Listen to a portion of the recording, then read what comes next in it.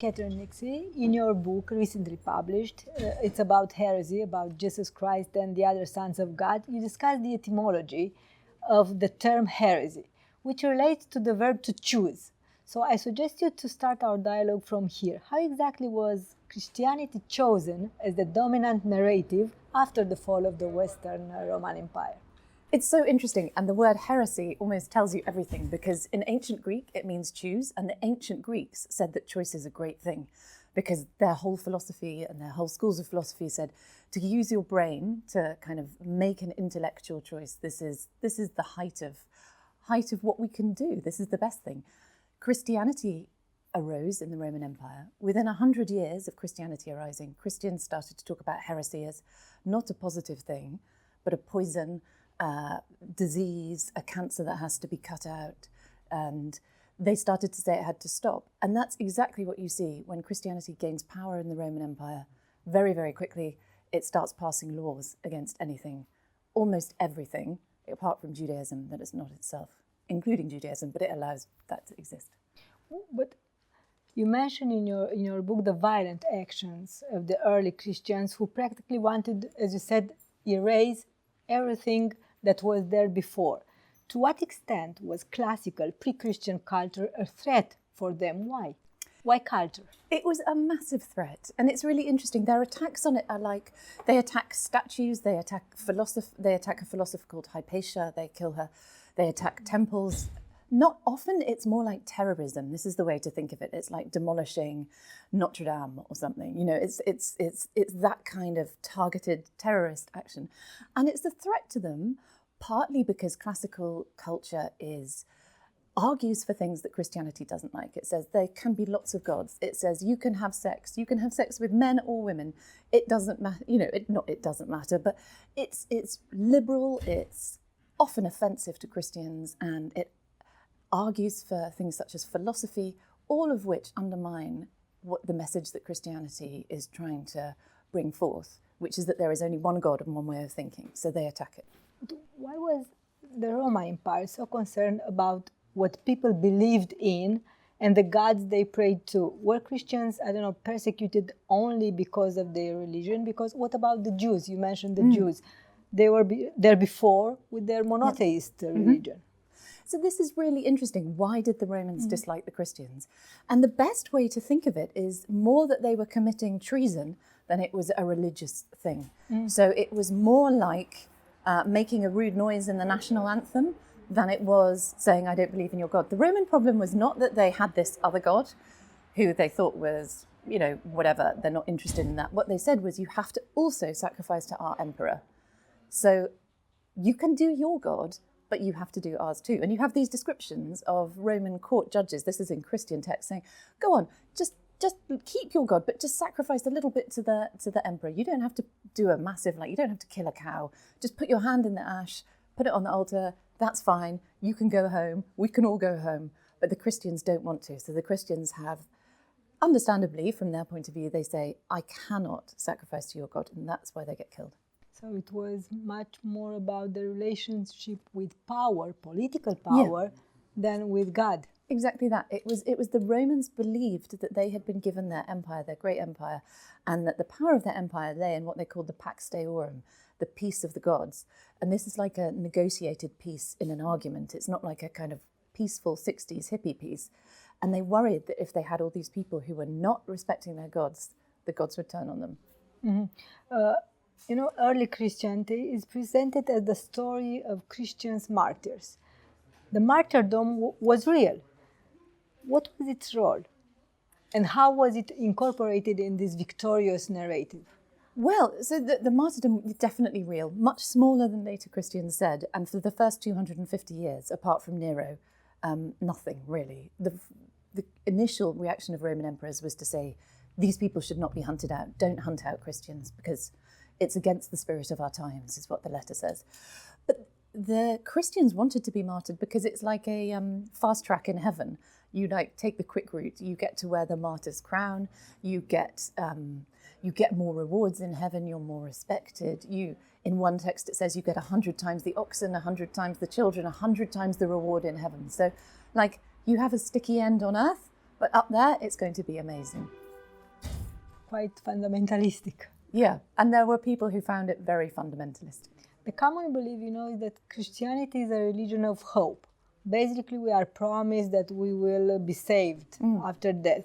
How much is this management, speculation of hope, and how much is management of fear at the beginning?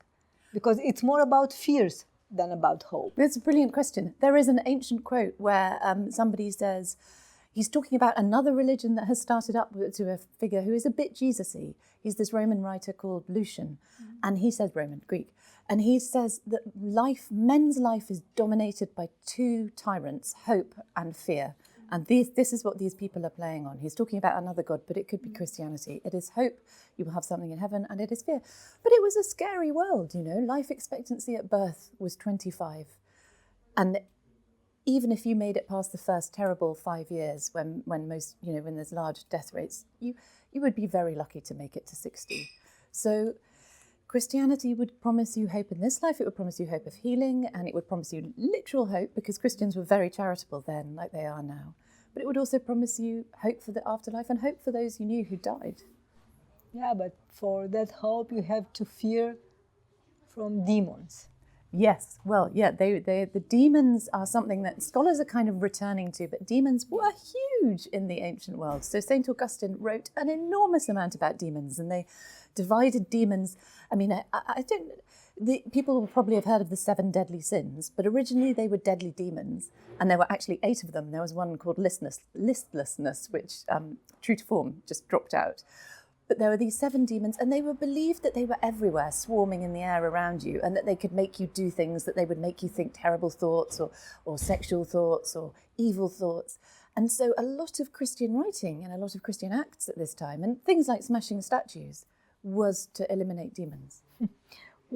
What is the extent of the disaster that Christianity brought to ancient culture, and how much have been, recovered, and how much has Christianity replaced in terms of works of art, literature? Yeah, how do you do the Benthamist calculation that adds up everything lost and everything gained? I mean, we gained so much. Would we have had Bach? Would we have had Notre Dame? Would we have had, any of this? Yes. We wouldn't have had St. Augustine without Christianity. How can you do this sum? But also they were hostile to ancient texts. And the real hostility is not that they burnt books, but occasionally, and they outlawed books, but occasionally. But that is a loss. But it was that loss of partly who was holding the pen. If you look at Roman writers, they're soldiers, they're philosophers, they're lawyers. If you look at Christian writers from this period, you have St. Augustine, a bishop, St. Ambrose, a bishop, Eusebius, a bishop. This changes what is written, and it changes what they preserve. So it's more an opportunity cost. People don't write down the wicked classical texts because they might damage your mind. Could it have been otherwise? Could Christianity have, prevailed in a different manner? Good question. There were Christians who were more liberal, but they got kind of stopped by the other Christians. There were some in Alexandria who were more scholarly and liberal, but the other Christians stopped them from doing that. It could, in theory, different kinds of Christianity existed that were more liberal, but we very much got the illiberal one. But also, from the beginning, it was something that ancient Roman writers noticed. This was a violent and an intolerant religion. There's a quote from a Roman historian who says, "No wild beasts are such enemies to each other as Christians are. They fight, they are vicious, they want to be the only one." This is but the relationship between church and power, between sacred and power, was one of the main themes of modernity. What has replaced religious legitimation in modern political regimes today? Because I'm also thinking about how totalitarian regimes, or Putin's regime, for example, Russia seems to try to bring religion back. Yeah. Or at least to use the church as amazing. a tool. But this is it. You see it. Donald Trump has released his own Bible. And when the soldiers went into Ukraine, the Patriarch of Russia said that those sacrifice in the course of military action washes away all sins. I mean, these are amazing things to hear, but these are the kind of things that earlier Christians would have said. Sacrifice yourself in battle and all your sins will be gone. And we see, not the same, but we see a kind of religious violence too. Yeah. not in all cultures. We saw it. I opened my first book with a statue that's smashed in Palmyra, exactly the same statue. This is smashed in 385 AD. Around 1,500 years later, a bit more, when Syria becomes in the Syrian civil war, soldiers from Islamic State come in and smash the same statue which had been repaired in the same way as the Christians did. I mean, religions are a powerful kind of amplifier to whatever you want. You can take them and they kind of supercharge your message if you believe it. Why religion is such an amplifier? I don't know. It's a good question, because I guess there's no better authority. If you can say, when Constantine converts to Christianity for a military cause, so because he's going to battle, he doesn't think he's going to win. So he says, I will take the one super god over the other gods who have lost battles, and this god will lead me. It's the argument you can't beat. Mm-hmm. Why are you doing it? Because of God. How did you come to these topics yourself? You have a fascinating biography. You are the daughter of a former nun and a former monk. Yes, exactly. Yeah. So my mother was a nun and my father was a monk, both for quite long times, longer than 10 years. And then they were obviously not very good and they left. So my mum had already left, and then she met my father. And then he fell in love with her, and then he left the monastery. So it's a movie story. Yeah, I know. And the photos, they look great and kind of like sort of proper 80s chic. But do you think that their religious experience changed the way I see? Completely. Influenced you? Completely. Because you grow up, we were brought up going to church, we were brought up saying all these things, but then I was also brought up in a world where there was this very strong belief, or had been this very strong belief, and then there had clearly been doubt. And then just by chance, I did classics at university. And so when you read ancient Roman texts, when you read Catullus, for example, the poet, the love poet, who writes this extraordinarily passionate and often rude love poetry, I had been brought up by my parents saying that Christians had preserved the classical world. And then you read Catullus and you think, I cannot imagine a monk copying this out in the way that you told me that Christians did, and not having at least like a few questions, if not a few doubts, if not outright hostility. And so I started reading, and I found that was exactly the reaction that they had. Have you ever been labeled as a heretic? No, not yet. Not the full label, but maybe in the future. Do you think it is, I don't know, it is the time for this analytical perspective, lucid perspective, without risking the immediate strong reaction of the churches? People have a strong reaction. People don't like you criticizing religion. It's something very, very intimate and often learnt very young. I often feel it's like criticizing somebody's mother. Their reaction to you can be furious, like amazingly furious. But, I'm writing about texts that didn't get much publicly written about them. Scholars studied them, but people like Celsus, who is so interesting, and Porphyry, these philosophers who criticized Jesus and said things like, okay, you can heal the blind, but so can like every third person who's walking around an Egyptian marketplace. Mm-hmm. They all heal the blind and raise the dead. Why are you any different? These texts, they're so interesting. It's history. I don't make it up. I just write it down. If people don't like it, they don't need to read it. Because religion seems to be today like a secondary identity, speculated in all political campaign all over the world, I believe. Yeah, I think so. I mean, I think it's definitely stronger in some countries, some countries than others. But it has this latent power that can be accessed when people wish to. How was Jesus chosen to be the only Son of God through the history of Christianity? Oh, in all the others. Well, so I opened this book with the story of. People know the line, of course, from the Gospel of John. In the beginning was the Word, But when Christianity arrived, it was not immediately obvious. There were many competing sects. The one we know was popular, the story of Christianity that we know was popular, but there were other Jesuses other narratives about Jesus that became popular. So there was a story about a Jesus who used to kill those who annoyed him and cripple those who bothered him.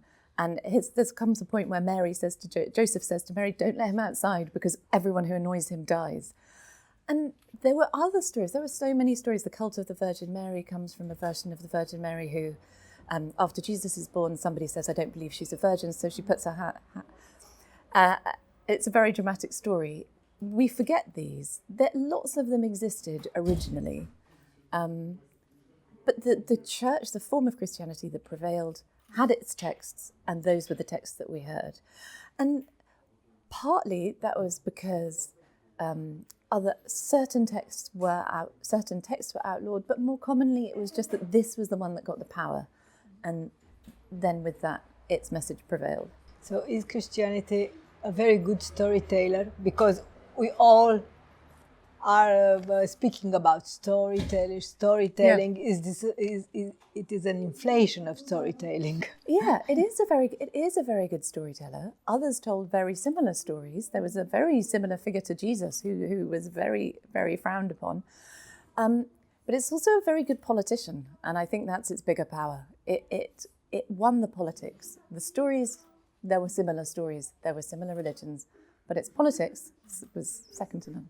Even today, how about today? What is the power of Christianity today?